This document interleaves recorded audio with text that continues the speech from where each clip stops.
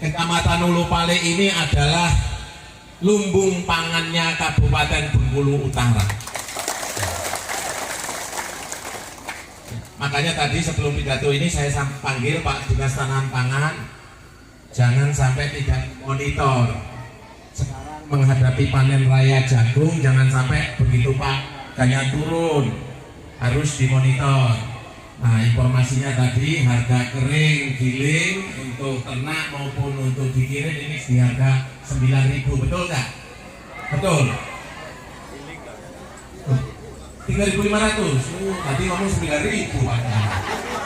Dan masyarakat harus paham, ngerti mana yang menjadi kewenangan kabupaten, mana yang menjadi kewenangan provinsi.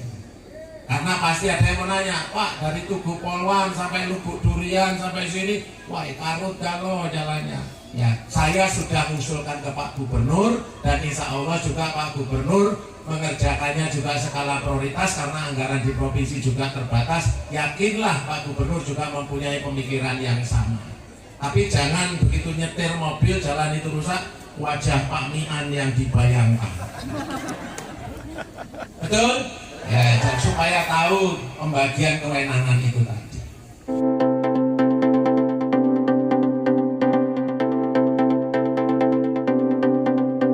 Berita desa oke. Desa oke. Berita desa Oke. desa, jangan lupa subscribe. Saya senang lebih dekat. Bu, kelihatan Bu? Jadi cukup gini aja.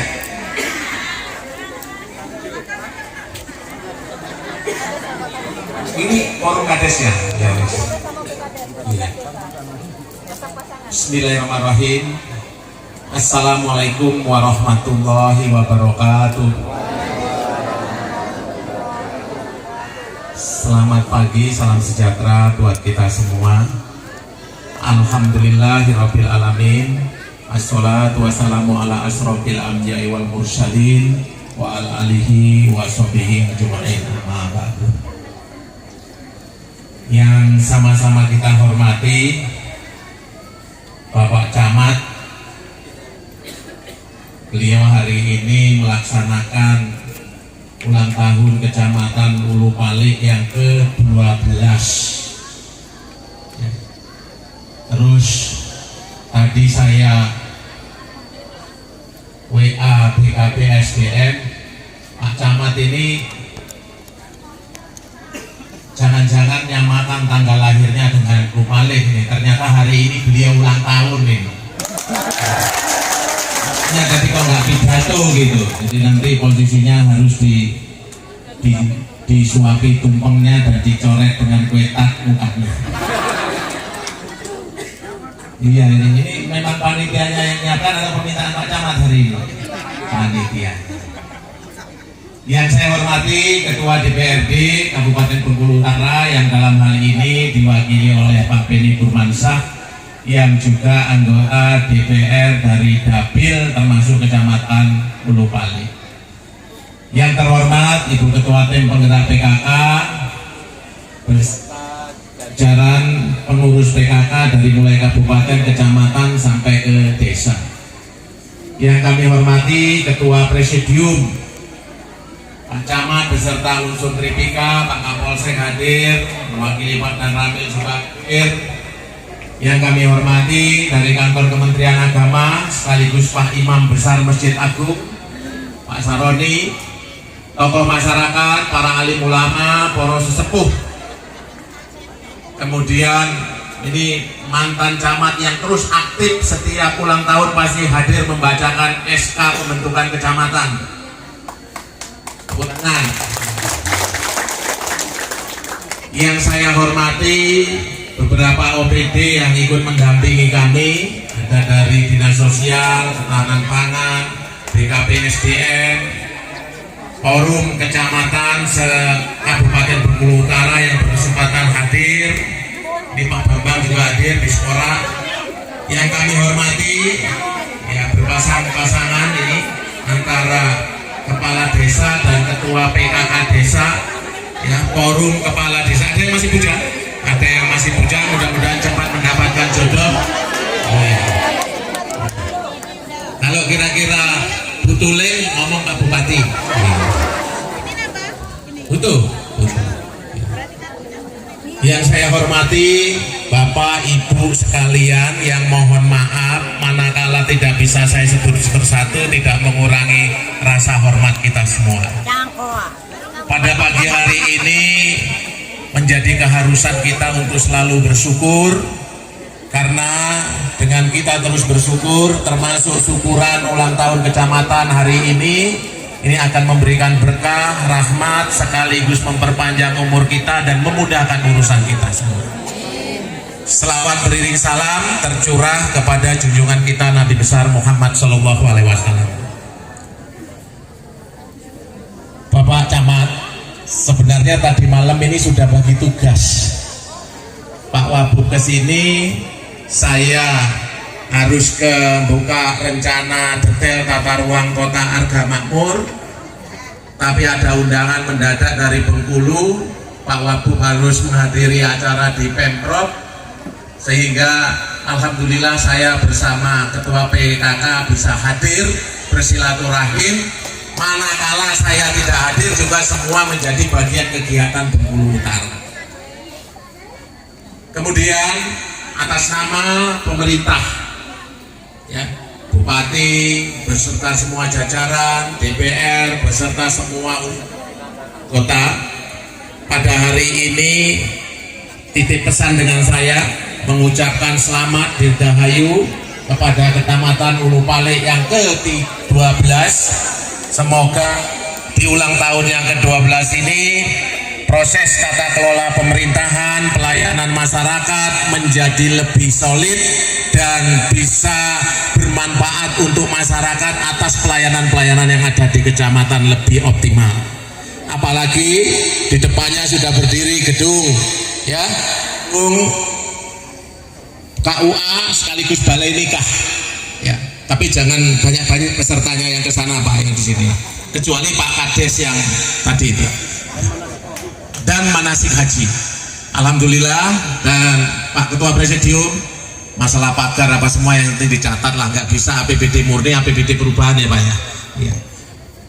Kemudian pada kali ini saya penting menyampaikan, Kecamatan Ulu Palik ini adalah lumbung pangannya Kabupaten Bengkulu Utara. Makanya tadi sebelum pidato ini saya panggil Pak Dinas Tanaman Pangan, jangan sampai tidak monitor. Sekarang menghadapi panen raya jagung, jangan sampai begitu Pak harganya turun, harus dimonitor. Nah, informasinya tadi harga kering, giling untuk ternak maupun untuk dikirim ini di harga 9.000, betul nggak? Betul. 3.500. Tadi ngomong 9.000 Pak. 3 kilo mungkin ya. Ya mudah-mudahan ini dimonitor ya. Saya mohon ini dimonitor. Sepulang dari sini coba dihubungkan link-linknya, jangan sampai begitu panen harganya turun, posisinya petani kita tidak mendapatkan nilai hasil yang bisa dibawa secara optimal ke rumah. Kemudian saya juga merasa bangga pergerakan Rumah Pangan Lestari di Kabupaten Bengkulu Utara, khususnya Kecamatan Ulu Palik, ini menunjukkan kemajuan yang cukup luar biasa. Tentunya peranan Pak Kades, peranan para ketua PKK desa di bawah bimbingan PKK Kabupaten, PKK Kecamatan, dan Dinas Ketahanan Kedaulatan Pangan ini terus bisa memberikan spirit agar Bengkulu Utara tidak ada yang namanya krisis pangan. Saya jujur saya sampaikan, sebelum berangkat tadi saya juga makan ubi bote, ya, apa kayak keladi itu, artinya kedaulatan pangan kita itu tidak harus beras, tidak harus roti, tapi semua yang ada di wilayah kita bisa manfaatkan. Terkait masalah pembangunan, saya tadi bincang-bincang dengan anggota DPRD dari dapil ini. Kalau tahun ini kita ada intervensi di Sumberjo Pak ya. ya di Sumberjo hampir 2 miliar kita di situ, dan insya Allah akan dilanjutkan juga tapi bertahap. Karena apa? Karena memang ya kondisi keuangan pemerintah pusat yang digelontorkan ke pemerintah daerah juga terbatas. Tapi yakinlah seyakin-yakinnya bahwa Bupati, DPRD semua concern, semua fokus untuk pembangunan infrastruktur karena mempunyai kaitan untuk meningkatkan ekonomi masyarakat, untuk mempermudah mobilisasi arus barang dan jasa sehingga infrastruktur menjadi prioritasnya pembangunan kita. Tapi karena 215 desa, 5 kelurahan, 19 kecamatan, keuangan kita juga tidak terlalu banyak untuk pembangunan itu sehingga harus bergantian. Paham? Nah, kalau udah paham ini bupatinya seneng, karena kalau nggak paham WA-nya datang terus Kak Kades, yang ini, yang itu, yang ini. Nah, kalau udah paham kita akan laksanakan secara bertahap. Dan masyarakat harus paham, ngerti mana yang menjadi kewenangan kabupaten, mana yang menjadi kewenangan provinsi. Karena pasti ada yang menanya, Pak, dari Tugu Polwan sampai Lubuk Durian sampai sini, wah karut dalo jalannya. Ya, saya sudah mengusulkan ke Pak Gubernur, dan insya Allah juga Pak Gubernur mengerjakannya juga skala prioritas karena anggaran di provinsi juga terbatas. Yakinlah Pak Gubernur juga mempunyai pemikiran yang sama. Tapi jangan begitu nyetir mobil jalan itu rusak, wajah Pak Mian yang dibayangkan. Betul? Ya, supaya tahu pembagian kewenangan itu tadi. Bapak Ibu sekalian, bahwa acara ulang tahun ini kita harapkan setiap tahunnya bukan hanya seremonial saja. Tapi saya lihat di bannernya ini banyak kegiatan, ada kegiatan bagaimana menumbuhkan ekonomi kreatif, keolahragaan, mensolidkan Karang Taruna dan sebagainya. Insya Allah ini terus programnya terus maju. Terakhir, saya sebenarnya tidak akan menyampaikan karena kita belum action, ya, belum mulai pelaksanaan itu karena masih tahap proses permohonan izin. Ada suatu kondisi potensi alam kita yang memang cukup bagus, yaitu air terjun Lemonakai. Kenapa Pak Bupati belum bangun jalan ke sana? Karena itu keberadaan Lemonakai itu dalam kawasan, sehingga pemerintah kabupaten harus mengajukan izin pinjam pakai dulu di Kementerian Lingkungan Hidup dan Kehutanan. Prosesnya masih jalan, ya, mudah-mudahan kalau bisa dikabulkan nanti kita akan intervensi atas izin DPR melalui ABRI Manunggal Desa, akan kita terobos dulu ke arah sana, tapi nunggu izin keluar. Ya, doakan agar posisi izin pinjam pakai dengan Kementerian Kehutanan ini bisa lebih mudah dan cepat direalisasikan.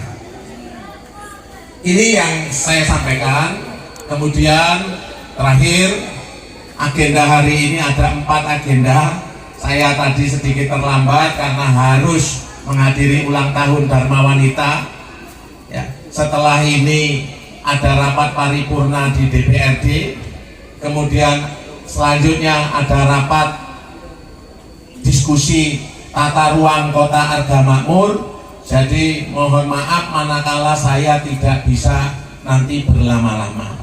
Tapi tetap saya tinggal atau saya mandatkan kepada sigaran nyawa saya.